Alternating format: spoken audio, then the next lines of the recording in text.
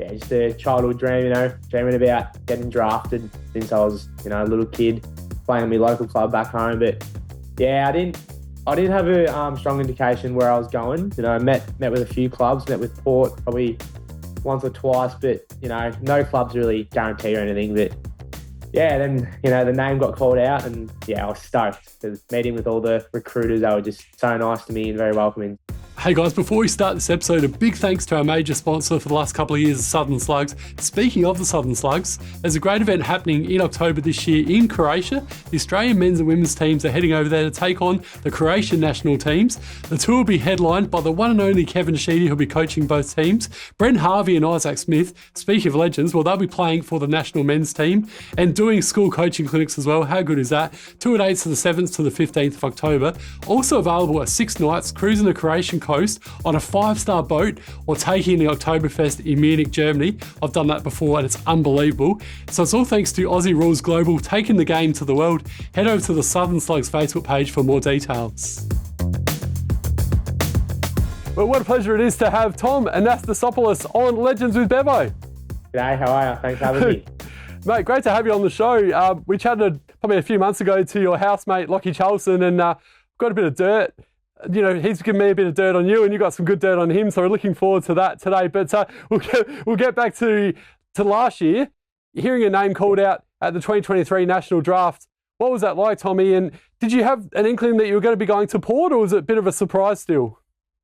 Yeah, it was just a childhood dream, dreaming about getting drafted since I was, a little kid playing in my local club back home. But yeah, I didn't have a strong indication where I was going. Met with a few clubs, met with Port probably once or twice, but no clubs really guarantee or anything. But yeah, then the name got called out, and yeah, I was stoked because meeting with all the recruiters, they were just so nice to me and very welcoming. So yeah, I was just stoked I ended up with Port, which is good, and being alongside one of my best mates as well, Lachie, was really good to hear his name get called out a few minutes after actually, which is kind of special.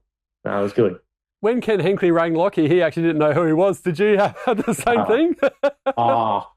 Yeah, I knew Lachie would have put me under the bus there. But yeah, so obviously you've got like a million phone calls coming to you when you get drafted. And yeah, one of them was Ken, and he kind of rings me and, congratulating me. And at the time, just like everything going through my head, like all the phone calls, like I didn't actually know who he was. Like it was so awkward that I kind of just went along with it, and then I told my manager about it. I was like, because my manager was at my house obviously at the time, and he's like, oh, who called you? And I was like, Ken? A guy called Ken? And he's like, what do you mean, a guy called Ken? And I was like, what? And then he's like, it's the head coach. And I was like, oh crap, and then it was just everything was just going through my head. So I had a similar situation with Lachie, but Lachie actually kind of said it to him on the phone, which is I kind of played it out a little bit. And then, I told the story at one of the footy camps that we had recently in the preseason, which was pretty funny, and everyone found it quite funny. But yeah, it was a pretty funny experience, but it was so good. And on the night, did you get to celebrate with friends and family? You said you were at home when it happened? Yeah. So I had, just some close family. Obviously, there was no guarantees, but just in case, and obviously it happened. So I had like mum and dad, sisters, and a couple close mates who'd come over, and manager and all that. And yeah, it was unreal. And then obviously a few more people come over after and celebrated with me, which was quite good. And how'd you go, day one at Port Adelaide? What was it like being there? And must have been a bit of a surreal experience for you.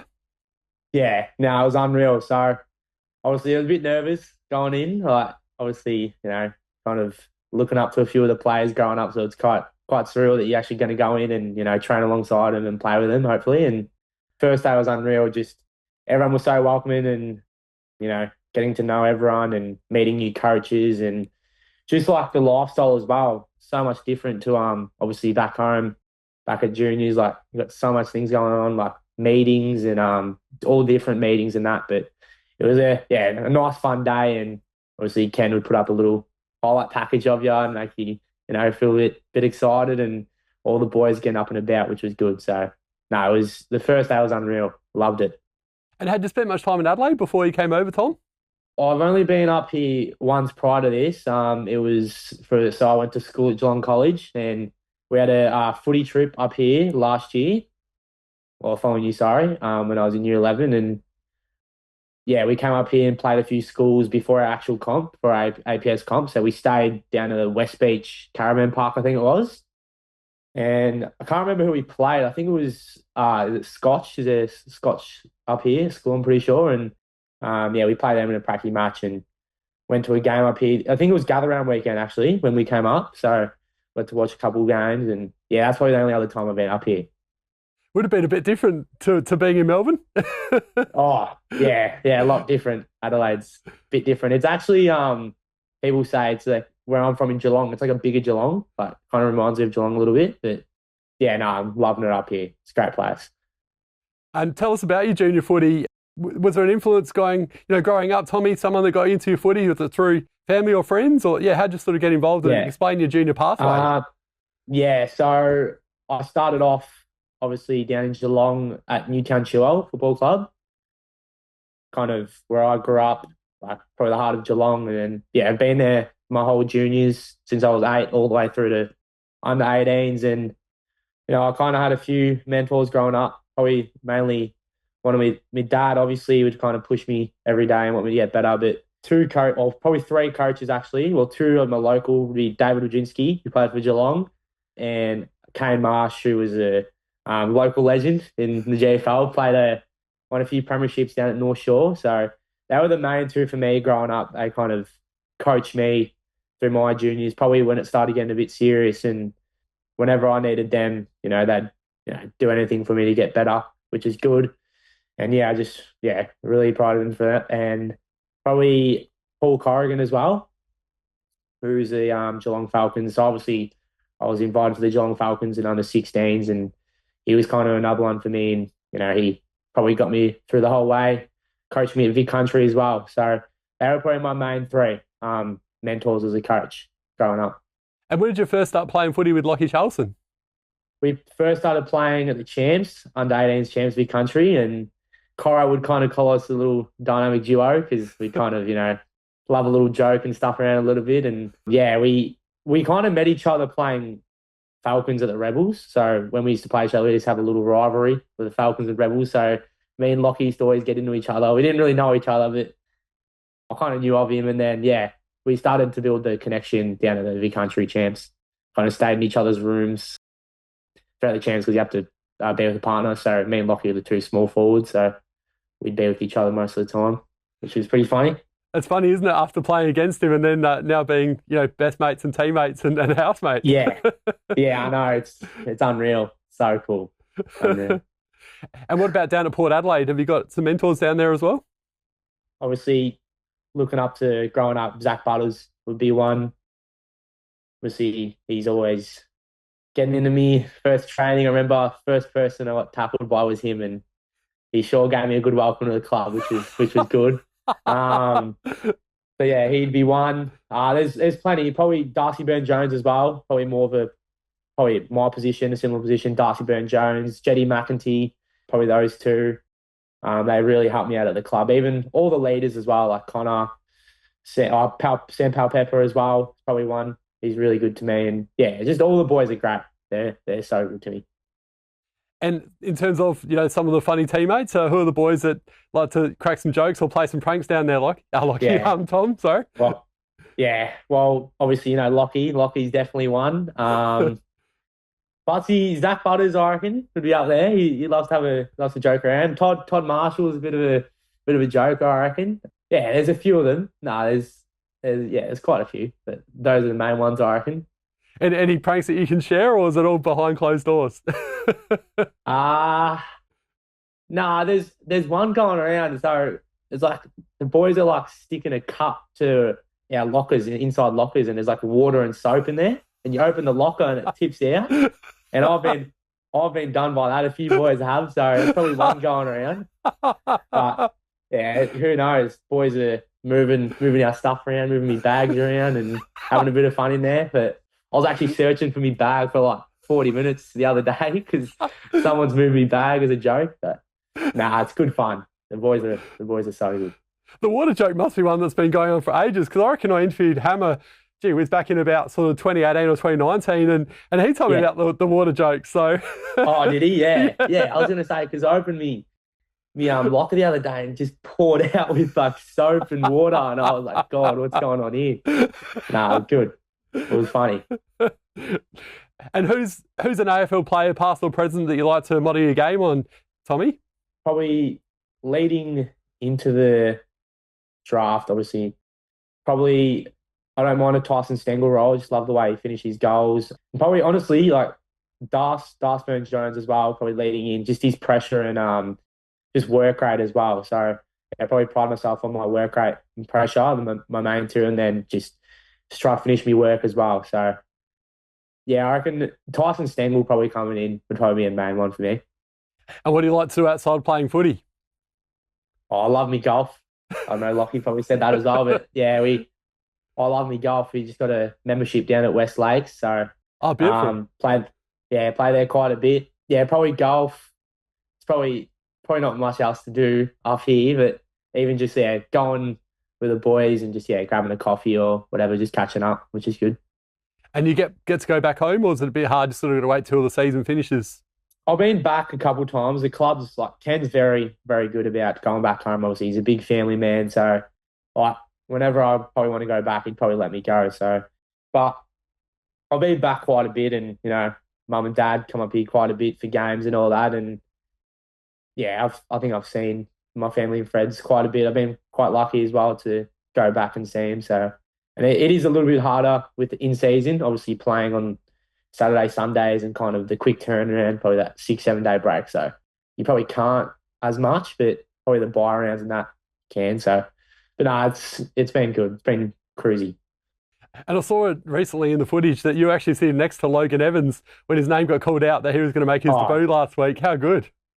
Yeah, no, it was unreal. Like when his name got called out, I was so happy for him. Obviously, he came in early in the pre-season. He wasn't on the list or anything, which is quite hard. But he's actually very impressive when he first came. First training, I remember, I was like, oh, this kid can play. So I was like a bit nervous, and line up on him at training. Obviously, he's a halfback flanker, and he really proved his case on the weekend against the Lions. Obviously, probably not the result we wanted, but Logs was unreal out there. I thought he was best on, honestly, like him or Buxy. So for a debutant, very impressive, and I think by the looks that he's going to have a strong career. So I was real happy for him. Stoked. No, I think you've said that really well. Really great young lad as well. So he's a great guy.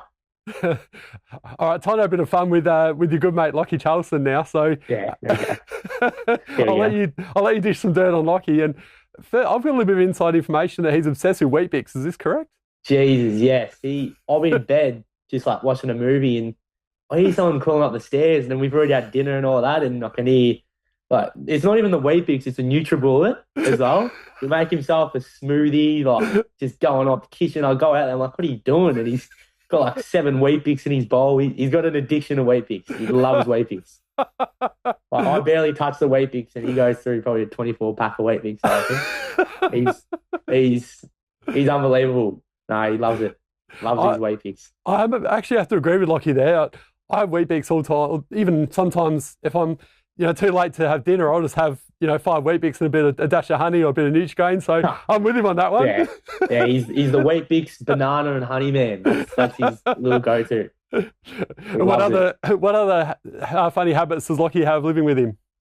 He kind of when he has his Weet-Bix, he just leaves it around in the most random spots. He'll be sitting on the couch, there'll be one bowl of Weet-Bix, and I'll go walk past his room. There's another bowl of Weet-Bix in there. He just leaves plates around. He doesn't put them away.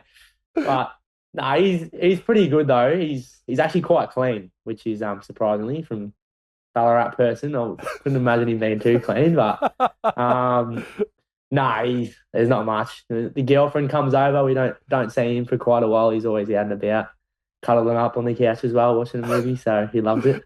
What about yourself? Have you got a missile as well? Yeah, I do actually. My missus' name is Michaela.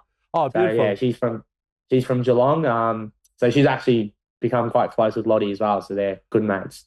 So it's that's kind of lovely. easy when they come over, and me and Locker at footy, and yeah, they're kind of hanging out, which is good. Oh, that's great, mate. Fantastic. Yeah, yeah. And who That's does the unreal. cooking in the house? Because I hear that you're good on the barbie, but you don't bring much to the table other than that, Tommy. Yeah, I don't bring much. I'm not a kitchen man. Lockie sticks me outside with the barbie. I control that. But Lockie, I'll give it to him. He's not bad in the kitchen. We got a funny story. We had dinner one time, and we invited a few of the Lockie's mates at Hugh Bond. I don't know if he told you that from the Crows. No. And we had him over, and Lockie's like, I'm going to try to cook him up a good pasta. And we actually got one of Christian Petrarca's recipes off TikTok, and he's tried to cook it, and he's absolutely made a mess of it. It turned out so bad. And Oh, no. he had to like scrap it off, had to light up the barbie, put some snags and burgers on it.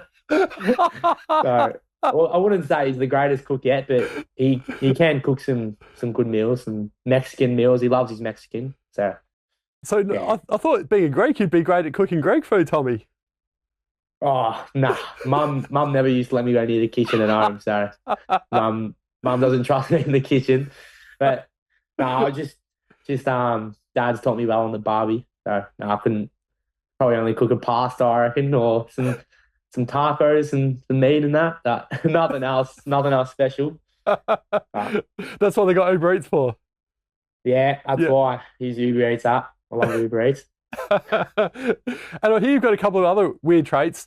When you finish footy training, you don't have a shower, you go straight to bed, and you'll still be in your training kit, like you said. Oh, don't listen to Lachie. No, that's not true. Nah, sometimes I'll be finished training, and I'll like do my meetings and that with the coaches, and I'll be like, God, I just can't be bothered having a shower. So I go straight home. I do have a shower at home. I don't sleep in my training kit. Don't listen to Lachie.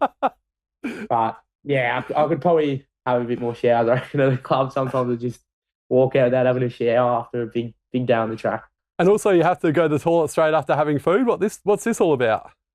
Yeah.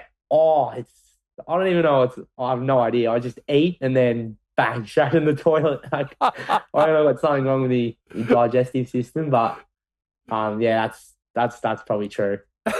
Well, he's done well. He's done well there. I'll give it to him. Oh, mate, it's up to you. If you've got anything to stitch up Lachie with, now's your chance. He thinks he's good at golf, but he's terrible. And he actually, you know what he does when he plays golf? He loves to cheat in golf. Actually, we played the other day, and he was chipping over a bunker, and I generally reckon he's had about 10 shots, and it's par 5, and he's chipped it in the bunker, and he's pulled it back out, chipped it over, and I'm like, oh, what are you going for, Lachie? And he goes, oh, par? And I'm like, get out. You're not going for par. He cheats the scorecard that much, and then he's going for his handicap, because I got my handicap probably a week ago, and he's going for his. I wouldn't be surprised if he's in the 50s. Like, he's woeful.